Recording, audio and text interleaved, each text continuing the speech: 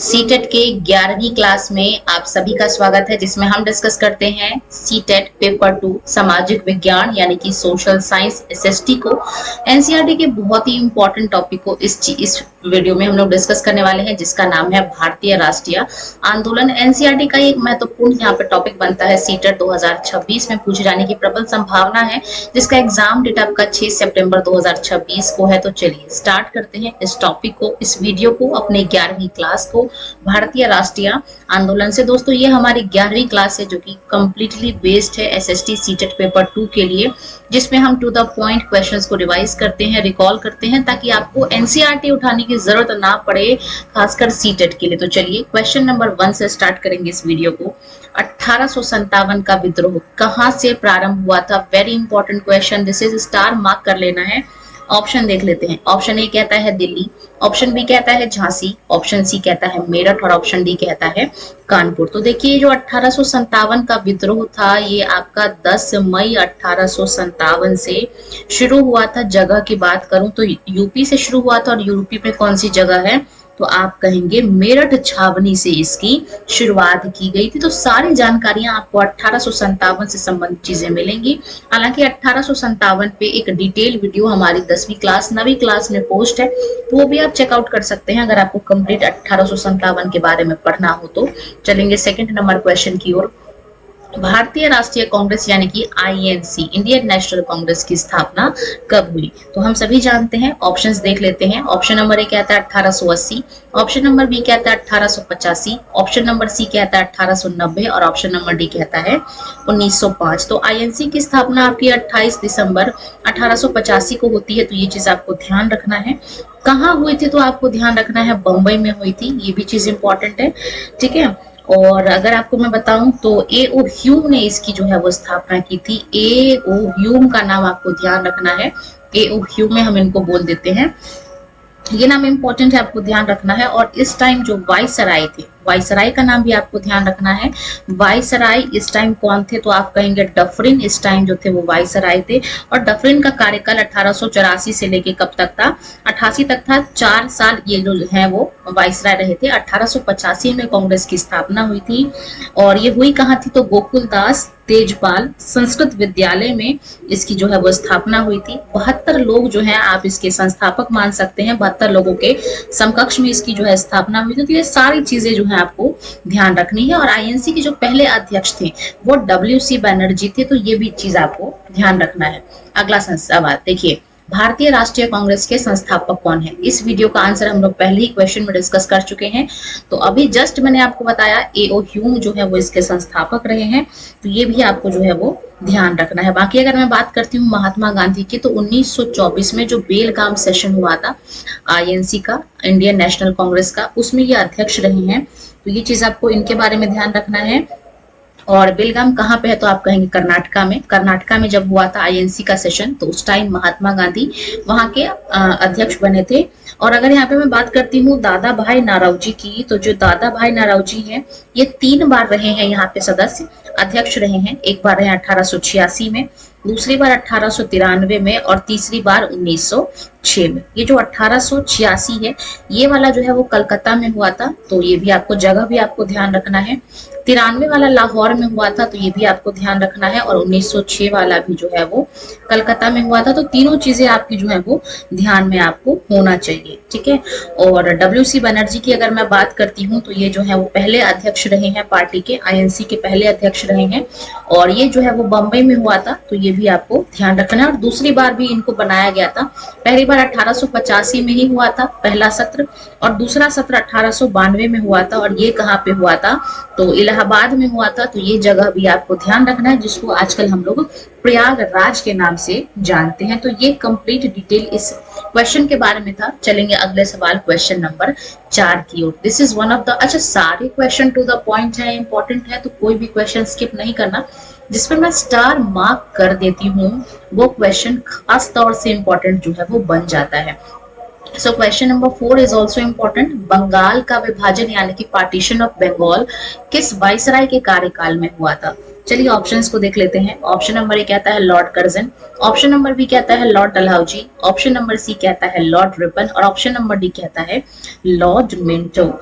तो ये आपका जो पार्टीशन ऑफ बंगाल है ये आपका हुआ था कर्जन के टाइम पीरियड पे, ठीक है। और कर्जन का शासन काल कब से कब तक था, तो आप कहेंगे 1899 से लेके 1905 तक ये जो है वो बंगाल में वाइसराय रहे हैं।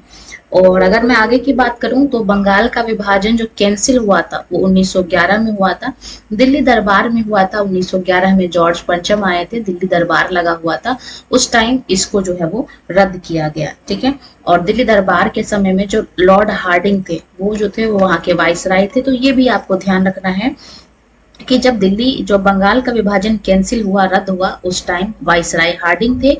दिल्ली दरबार में इस चीज का डिसीजन लिया गया था, जॉर्ज पंचम आए थे।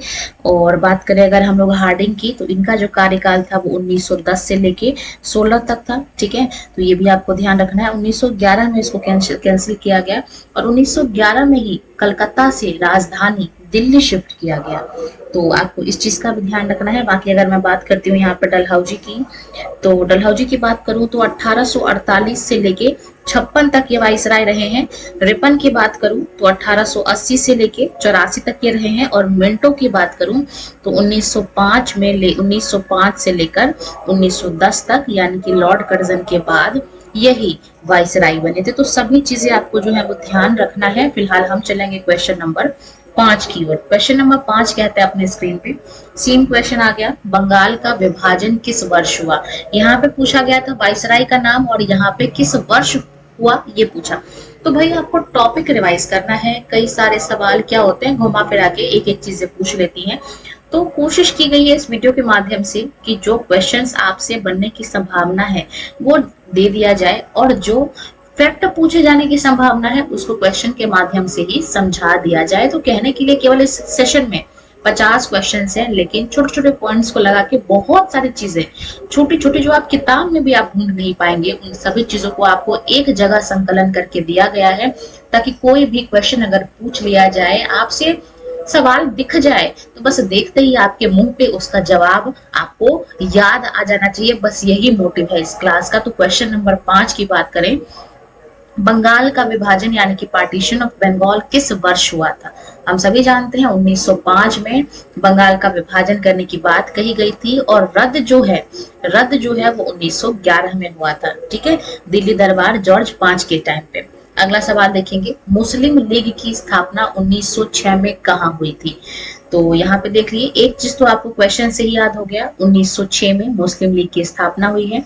ऑप्शंस देख लेते हैं। ऑप्शन नंबर ए कहता है लाहौर, ऑप्शन नंबर बी कहता है दिल्ली, ऑप्शन नंबर सी कहता है ढाका और ऑप्शन नंबर डी कहता है कराची।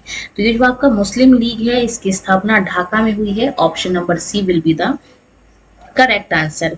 और अगर यहाँ पे मैं इसके हेड की बात करूं तो सलीमुल्लाह खान का नाम आपको जो है वो ध्यान रखना है, ये इसके हेड के रूप में जाने जाएंगे। साथ के साथ आगा खान, दोनों का नाम आपको ध्यान रखना है, ठीक है। दोनों क्वेश्चन इंपॉर्टेंट है, दोनों का नाम आपको ध्यान रखना है। ढाका में हुआ था मुस्लिम लीग की स्थापना और 1906 में हुआ था। तो ये मुस्लिम लीग से संबंधित सारे महत्वपूर्ण पॉइंट है। चलेंगे सवाल नंबर 7 की ओर।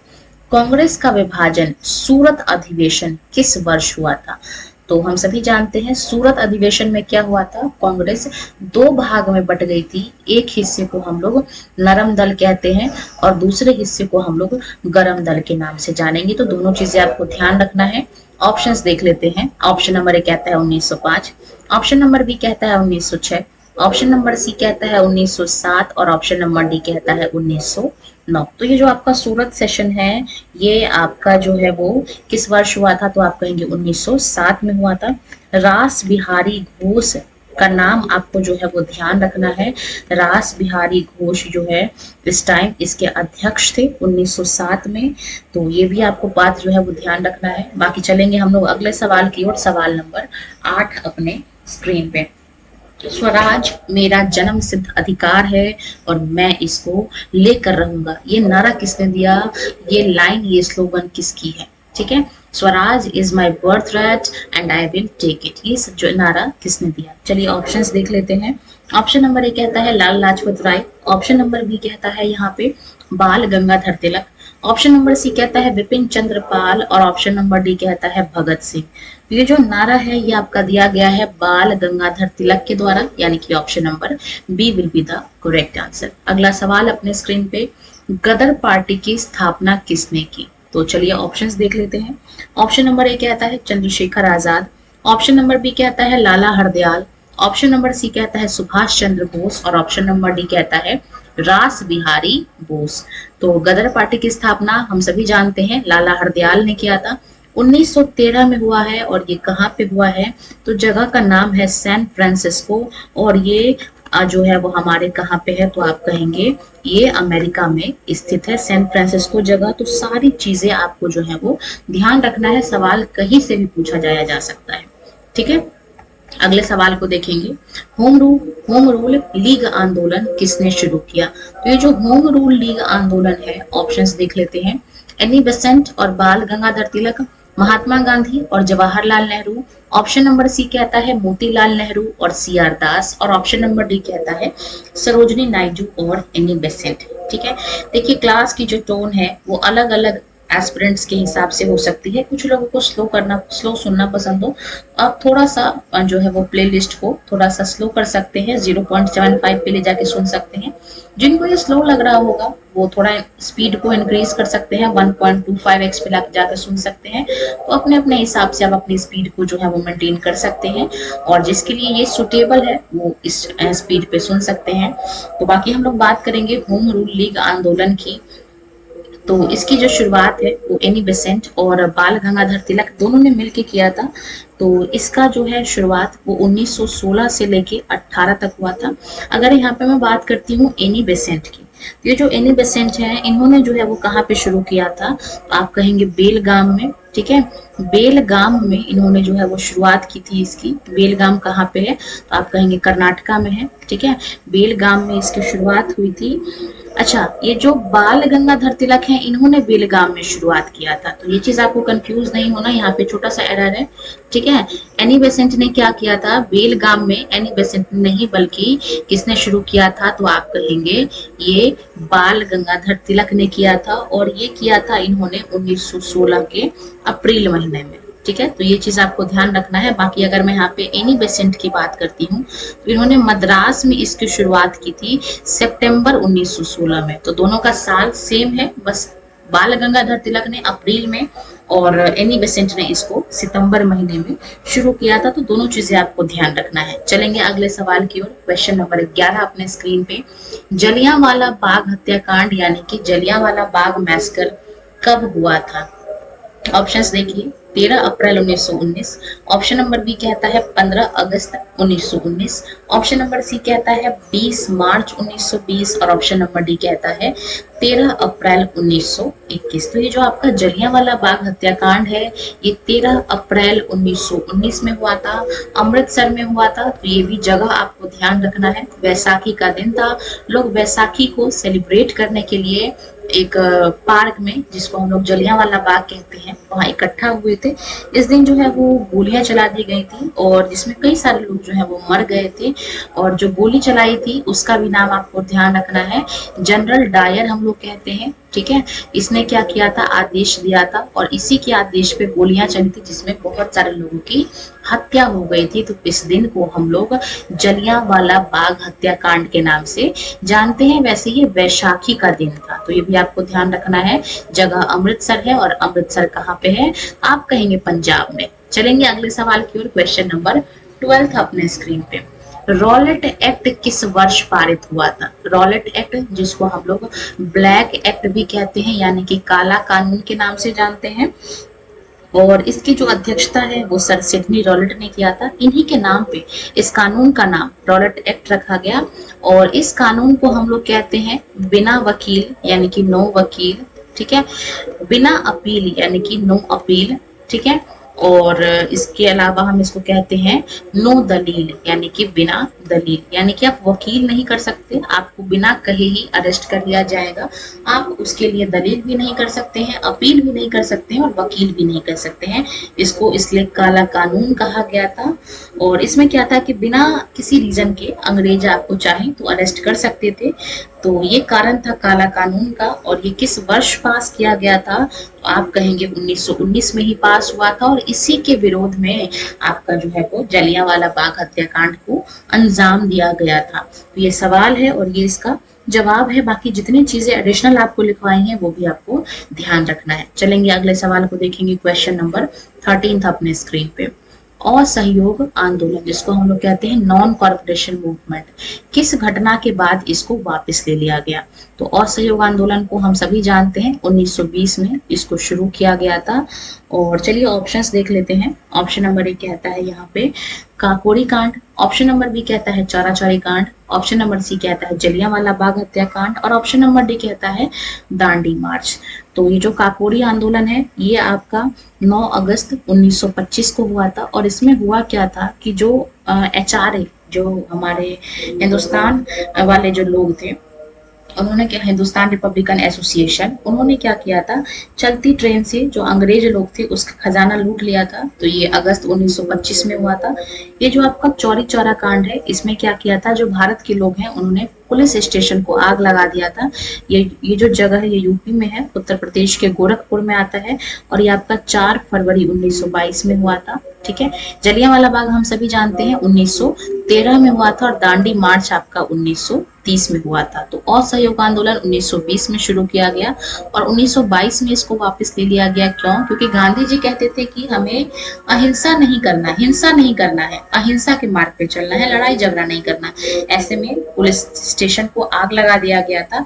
तो ये एक हिंसक गतिविधि थी जिस कारण से असहयोग आंदोलन गांधी जी को वापस लेना पड़ा। फिलहाल हम चलेंगे 17वें नंबर क्वेश्चन की ओर।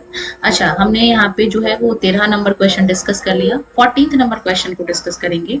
देखिए सवाल आ गया, चौरी चौरा की घटना कब हुई? तो ऑप्शंस अभी जस्ट मैंने आपको बताया, 4 फरवरी 1922 गोरखपुर उत्तर प्रदेश में ये घटना है जिसमें पुलिस स्टेशन में आग लगा दी गई थी। अगला सवाल देखेंगे, स्वराज पार्टी की स्थापना किसने की? तो एक चीज तो आपको क्वेश्चन से ही याद हो गया, 1923 में इसकी स्थापना हुई है स्वराज पार्टी की। किसने किया है ये पूछा गया है, गांधी जी और नेहरू जी ने। ऑप्शन नंबर बी कहता है मोतीलाल नेहरू और CR दास, ऑप्शन नंबर सी कहता है सुभाष चंद्र बोस और भगत सिंह और ऑप्शन नंबर डी कहता है वल्लभ भाई पटेल और राजेंद्र प्रसाद। ये जो आपका स्वराज पार्टी है इसकी जो स्थापना है ये आपके मोतीलाल नेहरू और CR दास दोनों ने मिलके 1923 में किया था। सवाल नंबर 16 देखेंगे, साइमन कमीशन भारत कब आया था?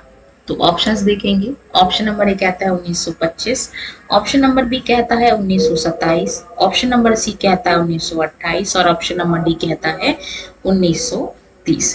तो जानकारी के लिए मैं आपको बता दूं कि जो साइमन कमीशन है ये आपका कब आया था, तो आप कहेंगे ये 1928 में भारत आया था। ठीक है। अब देखिए 3 फरवरी 1928 में ये भारत पहुंचा। तो गठन कब हुआ था?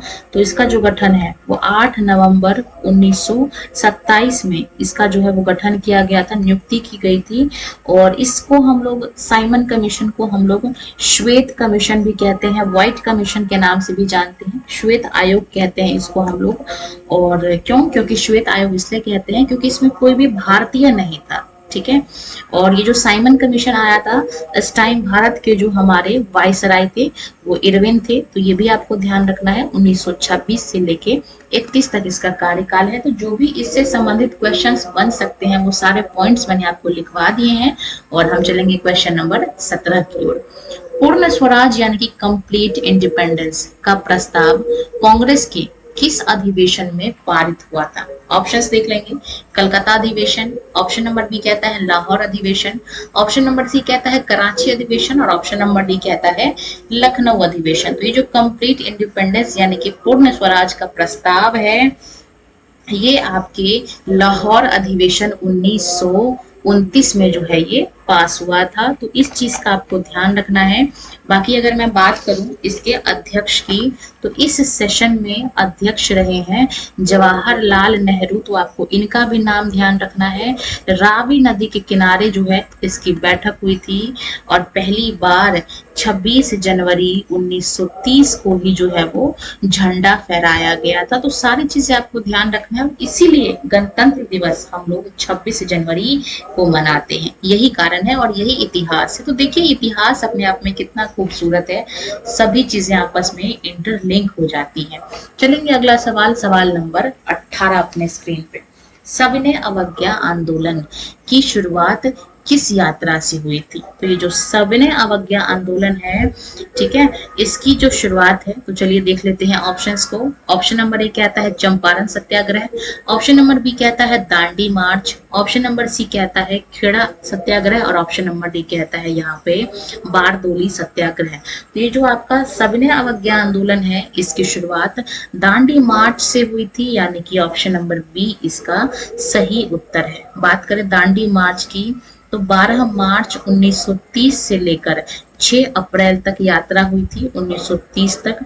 टोटल 24 दिन की यात्रा थी, 240 मील चलना था, ठीक है। तो सभी चीजें आपको ध्यान रखना है। साबरमती से लेके दांडी तक इसकी यात्रा थी और ये नमक पे जो टैक्स लगा था उसका विरोध करने के लिए गांधी जी ने ये चला था। तो सारी चीजें आपको जो है वो ध्यान रखनी है।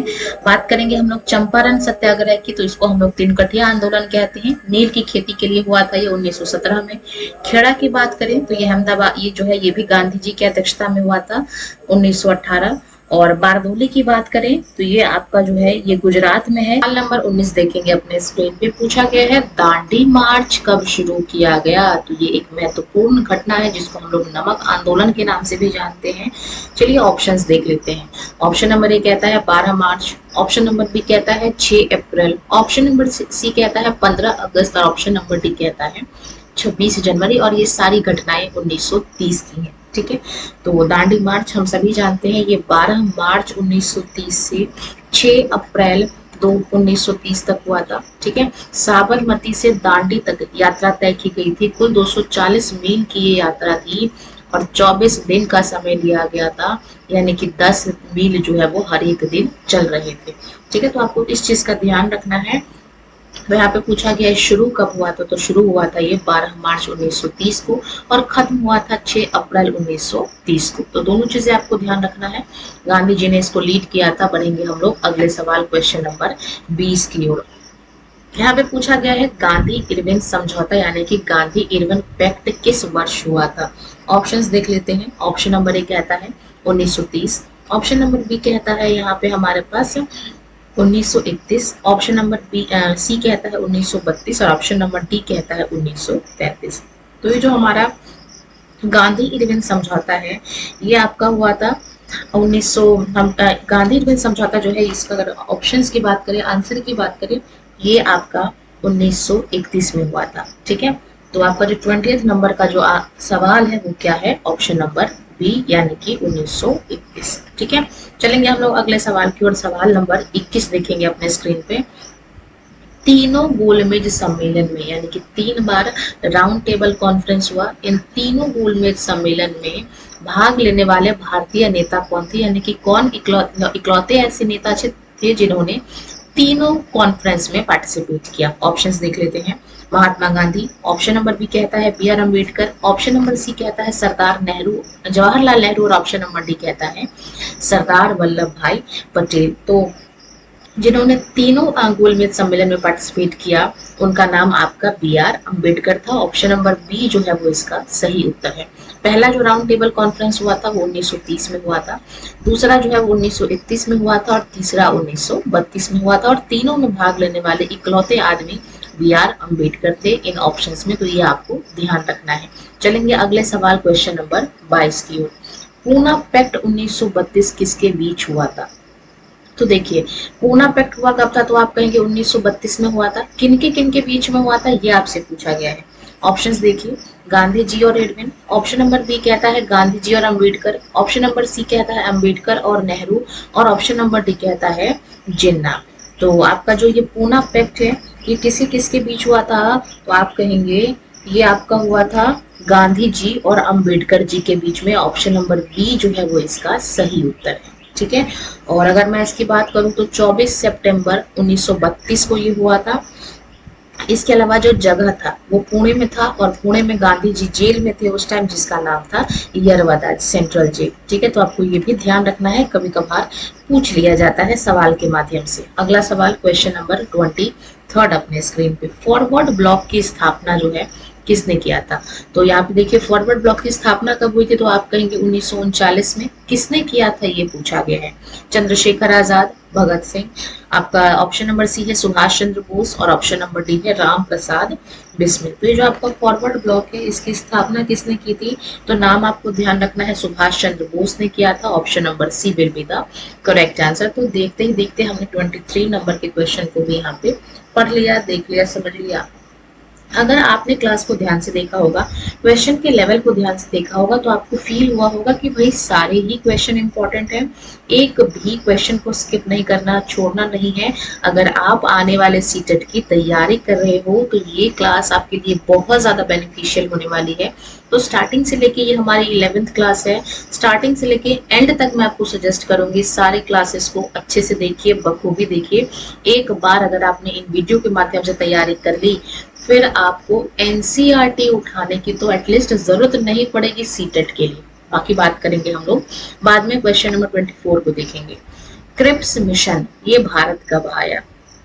ऑप्शन देखिए 1940, ऑप्शन नंबर बी कहता है 1942, ऑप्शन नंबर सी कहता है 1945, और ऑप्शन नंबर डी कहता है अपने पास यहाँ पे 1946। तो इसका जो सही जवाब है, क्रिप्स मिशन को हम लोग पोस्ट डेटेड चेक भी कह देते हैं। क्या कहते हैं इसको हम लोग? पोस्ट डेटेड चेक के नाम से इसको हम लोग जानते हैं। और ये आया कब था? तो आप कहेंगे 1942 में। सवाल नंबर 25, भारत छोड़ो आंदोलन यानी कि क्विट इंडिया मूवमेंट कब शुरू हुआ? ऑप्शंस देख लीजिए।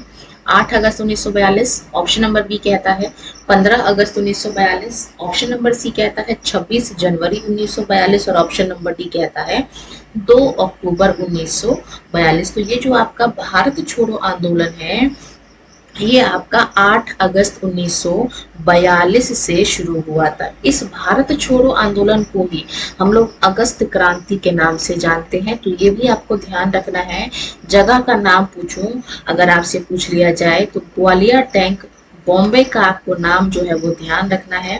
यहीं से जो है ये आंदोलन की शुरुआत हुई थी। तो सारी चीजें आपके पास जो एडिशनल जानकारी थी वो भी लिख दी गई है। चलेंगे सवाल नंबर 26 की ओर। करो या मरो यानी कि डू और डाई का नारा किसने दिया? ऑप्शंस देख लीजिए। ऑप्शन नंबर ए कहता है Subhash Chandra Bose, option number B कहता है महात्मा गांधी, ऑप्शन नंबर सी कहता है जवाहरलाल नेहरू, और ऑप्शन नंबर डी कहता है बाल गंगाधर तिलक। तो हम सभी जानते हैं ये जो नारा है ये हमारा राष्ट्रपिता के द्वारा दिया गया है, यानी कि option number B will be the correct answer. Gandhi ji कहते हैं या तो कर लो या मर जाओ। Option number 20। क्वेश्चन नंबर 27 देखेंगे। आजाद हिंद फौज यानी कि आईएनए, इसका गठन किसने किया था? मुख्य रूप से ये पूछा गया है। तो सवाल में ऑप्शंस देख लेते हैं। Captain Mohan Singh, option number B कहता है Subhash Chandra Bose, option number C कहता है रास बिहारी बोस, और ऑप्शन नंबर डी कहता है आपके पास सभी ने किया है अलग अलग चरणों में। तो अगर हम ध्यान से इस क्वेश्चन को देखें तो भाई आजाद हिंद फौज जो है इसकी स्थापना इन तीनों ने मिलकर किया है, अलग अलग जगह पे, अलग अलग समय पे। तो तीनों का आपको नाम याद रखना है, यानी कि उपरोक्त सभी जो है वो इसका सही उत्तर है। और अगर आपसे केवल एक पूछा जाए तो सितंबर 1942 का आपको ईयर जो है वो ध्यान रखना है। और ये हुआ कहाँ पे था? तो आप कहेंगे सिंगापुर में इसकी जो है वो स्थापना हुई थी। तो दोनों चीजें आपको ध्यान रखना है। बाकी चलेंगे सवाल नंबर 28 की ओर। तुम मुझे खून दो मैं तुम्हें आजादी दूंगा, give me your blood and I will give you freedom, ये नारा किसका है? स्लोगन किसका है? ऑप्शंस देख लेते हैं। ऑप्शन नंबर ए कहता है Bhagat Singh, option number B कहता है Subhash Chandra Bose, option number C कहता है यहाँ पे चंद्रशेखर आजाद, और ऑप्शन नंबर डी कहता है राम प्रसाद बिस्मिल।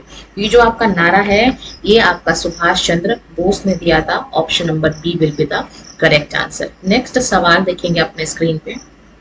कैबिनेट मिशन योजना के तहत भारत में क्या स्थापित किया गया था? ये आपसे पूछा गया है। चलिए ऑप्शन देख लेते हैं।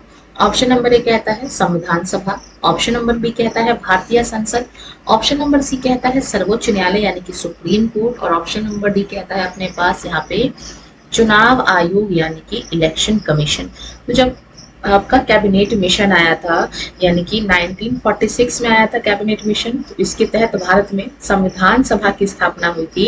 1946 से लेके अलग अलग देशों से, अलग अलग देश के अलग अलग कोने से लोग बुलाए गए थे, संविधान सभा की स्थापना हुई थी जिसमें मीटिंग हुई थी। ठीक है, तो अगर आपसे ये पूछ लिया जाए कि संविधान सभा के जो है वो अध्यक्ष किसको नियुक्त किया गया था, तो राजेंद्र प्रसाद का नाम ध्यान रखना है।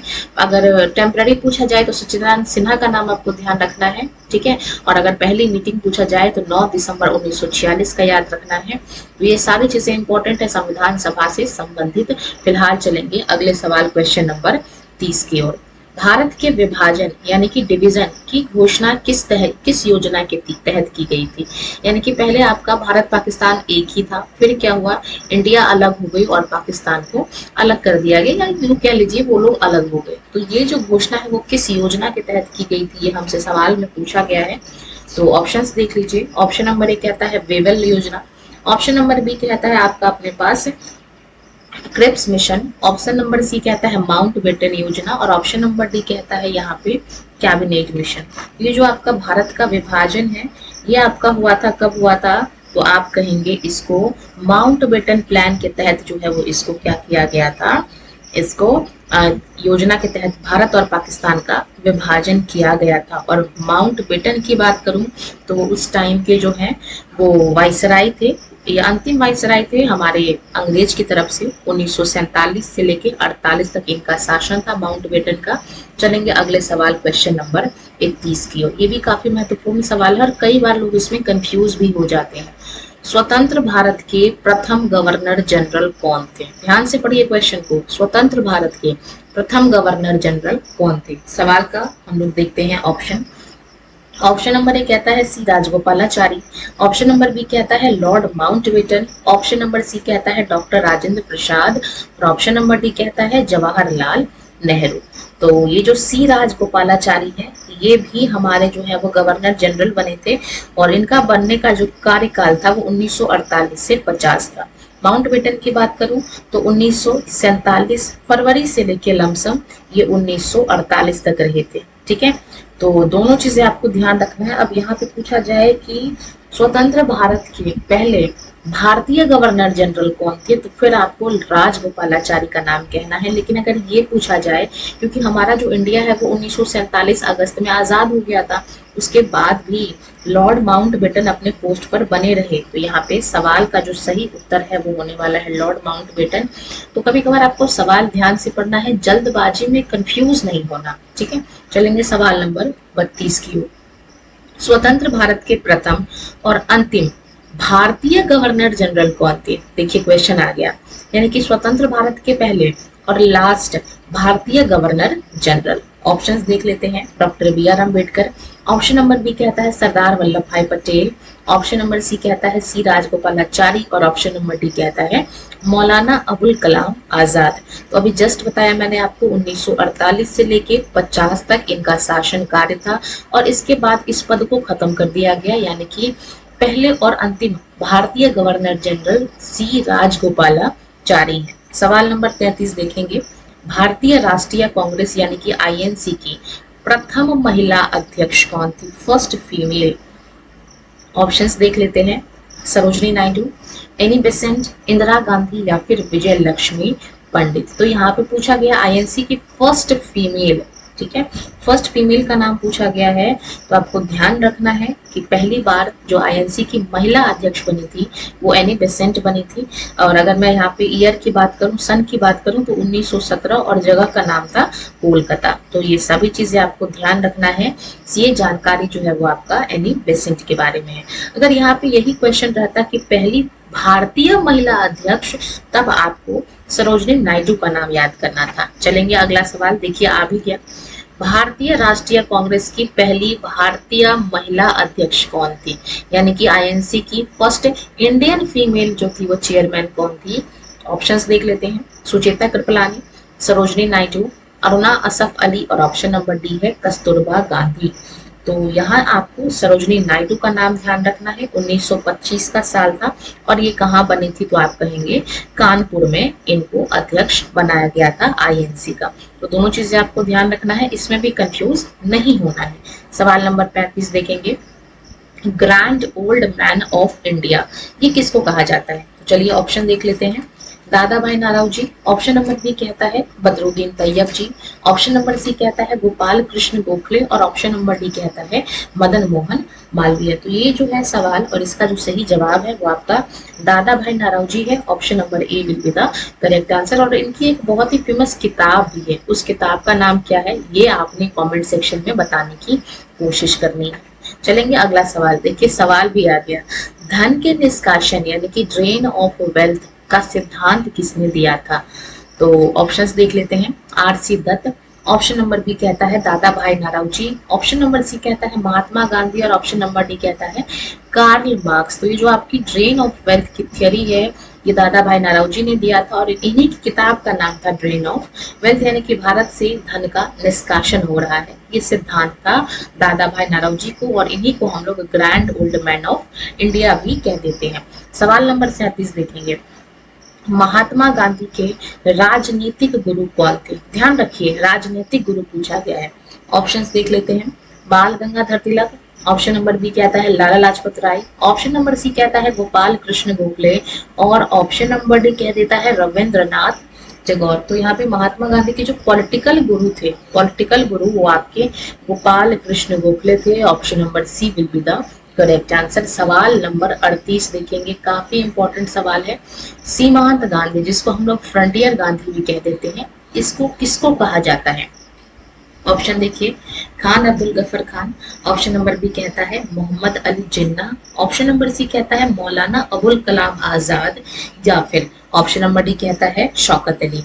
तो ये जो फ्रंटियर गांधी है, फ्रंटियर गांधी वो हम लोग खान अब्दुल गफर खान को कहते हैं। और इनका अगर मैं एरिया की बात करूं तो इनका जो क्षेत्र था वो आपका क्या था, तो आप कहेंगे नॉर्थ वेस्ट क्षेत्र में ये लोग काम करते थे। ये वाला जो है इनका काम करने का एरिया था। तो कभी कभार जगह भी पूछ लिया जाता है कि इनका एरिया कौन सा था, ठीक है। तो नॉर्थ वेस्ट यानी कि आपका उत्तर पश्चिम एरिया में ये लोग काम करते थे, सीमांत गांधी जिनको हम लोग खान अब्दुल गफर नाम से जानते हैं। सवाल नंबर 39 देखेंगे, आयरन मैन ऑफ इंडिया यानी कि लौह पुरुष, काफी महत्वपूर्ण सवाल है। इन्हीं की एक बहुत ही अच्छी स्टैच्यू बनी है गुजरात के अंदर। तो वो भी आपको कभी कभार अगर आपको घूमने का मौका मिले, टूरिस्ट प्लेस पे जाने का मौका मिले तो कोशिश करिए कि आप हिस्टोरिकल प्लेसेस पे जाएं, ऐतिहासिक जगहों पे जाएं, ताकि आपको इतिहास को जानने का मौका मिले। हमारे देश की जो पहले के समय की जो कलाएं थी, संस्कृति थी, कल्चर थी, उसको जानने का, समझने का मौका मिले, ठीक है। तो इससे दो चीजें हो जाएंगी, एक आप अपने भारत के कल्चर को पहचान पाएंगे और दूसरा आपको इतिहास भी मजेदार लगने लग जाएगा। तो यहाँ पे पूछा गया है आयरन मैन ऑफ इंडिया यानी कि लौह पुरुष किसको कहा जाता है? ऑप्शंस देख लेते हैं। Lala Lajpat Rai, option number B कहेंगे सरदार वल्लभ भाई पटेल, ऑप्शन नंबर सी कहेंगे बाल गंगाधर तिलक और ऑप्शन नंबर डी कहेंगे विपिन चंद्र पाल। ये जो आपका आयरन मैन ऑफ इंडिया है ये हम लोग सरदार वल्लभ भाई पटेल को कहते हैं। और फिलहाल चलेंगे हम लोग सवाल नंबर 40 की ओर। काकोरी ट्रेन डकैती की घटना किस वर्ष हुई थी? तो चलिए ऑप्शंस देख लेते हैं। ऑप्शन नंबर ए कहता है 1920, ऑप्शन नंबर बी कहता है 1922, ऑप्शन नंबर सी कहता है 1925 और ऑप्शन नंबर डी कहता है 1928। तो हम सभी जानते हैं 9 अगस्त 1925 को ये घटना हुई थी। ये जो HRA के सदस्य हैं यानी कि हिंदुस्तान रिपब्लिकन एसोसिएशन के जो सदस्य हैं, इन्होंने चलती ट्रेन में सरकार का जो सरकारी खजाना था उसको लूट लिया था। इसी को हम लोग काकोरी ट्रेन घटना भी कह देते हैं। और अब इस नाम को, काकोरी ट्रेन डकैती को नाम चेंज करके गन पॉइंट कर दिया गया है। तो ये आपका एक करंट का सवाल बनता है, तो ये भी आपको ध्यान रखना है। 1925 का साल था, 9 अगस्त का दिन था। HRA के लोगों ने मिलकर ये घटना को अंजाम दिया था। फिलहाल हम चलेंगे सवाल नंबर 40 की ओर। इल्बर्ट बिल विवाद 1883 किस वायसराय के समय पर हुआ था? तो चलिए देख लेते हैं Ilbert bill. Option number A कहता है lord Lytton, option number B कहता है रिपन, ऑप्शन नंबर सी कहता है डफरिन और ऑप्शन नंबर डी कहता है कर्जन। तो यहाँ पे हम सभी जानते हैं ये जो आपका लॉर्ड कर्जन है, इन्होंने तो बंगाल का विभाजन कराया था 1899 से लेके 1905 तक थे। ठीक है। डफरिन की अगर मैं बात करती हूँ तो ये 1884 में आए थे, जब हमारे भारतीय राष्ट्रीय कांग्रेस की स्थापना हुई थी। तो ये हुआ किस कार्यकाल में था, ये आपसे पूछा गया है। इसका जो सही उत्तर है वो आपका लॉर्ड रिपन होने वाला है। इन्हीं के कार्यकाल में इल्बर्ट बिल विवाद हुआ था। सवाल नंबर 42 देखेंगे। वर्नाक्यूलर प्रेस एक्ट 1878 किसने लागू किया? तो यहाँ से सवाल में एक जवाब भी है। वर्नाक्यूलर प्रेस एक्ट आया तब, तो आप कहेंगे 1878 में। किसने किया? तो चलिए पढ़ लेते हैं। Lord Lytton. Option number B कहता है lord Ripon. Option number C कहेंगे लॉर्ड मिंटो और ऑप्शन नंबर डी कहेंगे लॉर्ड मेयो। तो इसका जो राइट आंसर है वो आपका होने वाला है लॉर्ड लिटन, यानी कि option number A will be the correct answer. सवाल नंबर 43 देखेंगे। महात्मा गांधी ने भारत में अपना पहला सत्याग्रह कहाँ किया था? काफी महत्वपूर्ण सवाल है। ऑप्शंस देख लेते हैं। खेड़ा, ऑप्शन नंबर बी कहेंगे अहमदाबाद, ऑप्शन नंबर सी देखेंगे चंपारण और ऑप्शन नंबर डी देखेंगे बारदोली। ये जो आपका सत्याग्रह हुआ था, पहला सत्याग्रह 1915 में महात्मा गांधी 9 जनवरी 1915 को भारत आए थे। 1916 में वो उन्होंने क्या किया, भारत भ्रमण किया, बीएचयू में अपना भाषण दिया, जहाँ पे इनकी लोगों से पहचान हुई और फिर इन्होंने डिसाइड किया कि हम भारत के अलग अलग हिस्सों में जाएंगे, वहाँ की प्रॉब्लम्स को समझेंगे और फिर हम उसके लिए क्या कर सकते हैं क्या डिसाइड करेंगे। तो ये महात्मा गांधी की अपनी नीति थी। बात करेंगे पहले सत्याग्रह की, तो यहाँ पे देखिए बारदोली आपका 1940 में हुआ था। सरदार वल्लभ भाई पटेल इसको लीड कर रहे थे।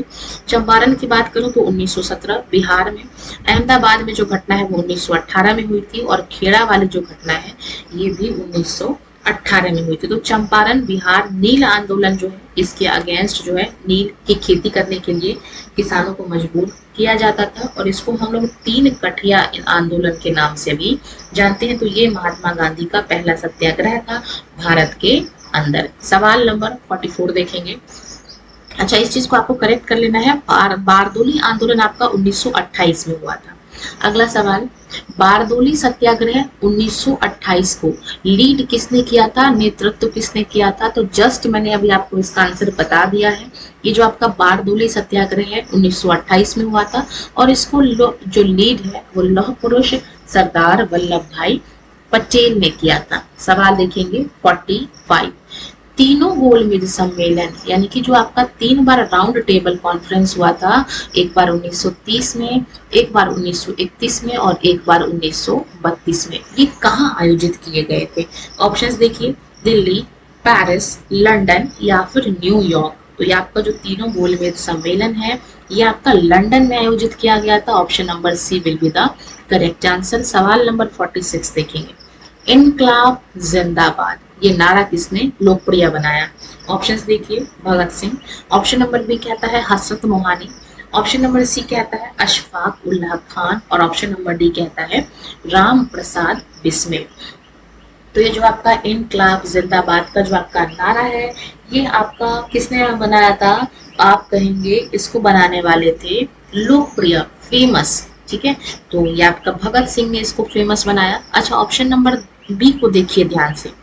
हसरत मोहानी ने इसको लिखा था लेकिन भगत सिंह ने इसको फेमस बनाया था। तो सवाल आपको ध्यान से देखना है। अगर पूछे कि इनकलाब जिंदाबाद का नारा लिखा किसने था तो आपको हसरत मोहानी का नाम लेना है और अगर ये पूछे कि उसको फेमस किसने किया, पॉपुलर किसने किया, उस टाइम आप भगत सिंह को नाम लेंगे। तो सवाल नंबर 47 देखेंगे। सत्य शोधक समाज है, कई बार पूछा गया है और जब कोई भी क्वेश्चन कई बार पूछा जाता है तो वो अपने आप में ही इम्पोर्टेंट बन जाता है। इसकी स्थापना किसने की थी ये आपसे पूछा गया है। तो कई बार आपको बताया है ज्योतिबा फुले ने इसकी स्थापना किया है, यानी कि option number B will be the correct answer. सवाल नंबर 48 देखेंगे। भारतीय पुनर्जागरण का पिता किसको कहा जाता है? सवाल के ऑप्शंस देखेंगे। Swami Vivekananda, option number B है Dayanand Saraswati, option number C है यहाँ पे राजा राम मोहन रॉय और ऑप्शन नंबर डी है ईश्वर चंद्र विद्यासागर। तो भारतीय पुनर्जागरण का पिता यानी कि लोगों को जगाने का काम राजा राम मोहन रॉय ने किया था। 1829 में सती प्रथा बैन किया था। इसके अलावा ब्रह्म समाज, जिसको हम लोग ब्रह्म सभा भी कहते हैं, इसकी स्थापना की थी। इसके बाद कई और सारी चीजों का सुधार किया था। चलेंगे आज के सवाल नंबर 49 की तरफ। मुस्लिम लीग द्वारा प्रत्यक्ष कार्यवाही दिवस यानी कि डायरेक्ट एक्शन डे कब मनाया गया? तो चलिए यहाँ से हमें एक चीज पता चला गया कि मुस्लिम लीग ने डायरेक्ट एक्शन डे मनाया। कब मनाया गया ये पूछा गया है। 16 अगस्त 1946, 15 अगस्त 1947, 14 अगस्त 1947 और ऑप्शन नंबर डी है हमारे पास 2 सितंबर 1946। तो ये जो आपका डायरेक्ट एक्शन डे है ये 16 अगस्त 1946 को मनाया गया, यानी कि option number A will be the right answer. और आज के अंतिम सवाल को देखेंगे, भूदान आंदोलन की शुरुआत किसने की? ऑप्शन देख लेते हैं। Jayaprakash Narayan, option number B कहता है आचार्य Vinoba Bhave, option number C कहेंगे महात्मा गांधी और ऑप्शन नंबर डी कहेंगे राम मनोहर लोहिया। तो देखिए, जिसको भूमि का दान भाएगा वही तो भूदान करेगा, यानी कि भावे, आचार्य विनोबा भावे जो है वो इसकी सही उत्तर है। भ से भूदान और भ से भावे, ठीक है, यानी कि option number B will be the correct answer. तो आज की क्लास यहाँ पे खत्म होती है 50 मोस्ट इम्पॉर्टेंट क्वेश्चन के साथ, जिसमें हमने संपूर्ण एक इम्पॉर्टेंट एनसीईआरटी के टॉपिक को रिवाइज कर लिया है। तो इसी के साथ हम लोग इस वीडियो को यहीं पे खत्म करते हैं। बाकी आपके मन में कोई डाउट हो भारतीय आंदोलन से संबंधित, भारत में जो राष्ट्रीय आंदोलन हुए थे, तो आप उसको कमेंट सेक्शन में छोड़ सकते हैं। कोई सजेशन भी हो तो वो भी आप उसको बता सकते हैं। बाकी वीडियो में बने रहने के लिए धन्यवाद। वीडियो अच्छी लगी हो, क्लास अच्छी लगी हो तो वीडियो को लाइक करना, वीडियो को शेयर करना और चैनल को सब्सक्राइब कर देना है ऐसी ही लगातार क्लासेस को देख लेने के लिए। धन्यवाद।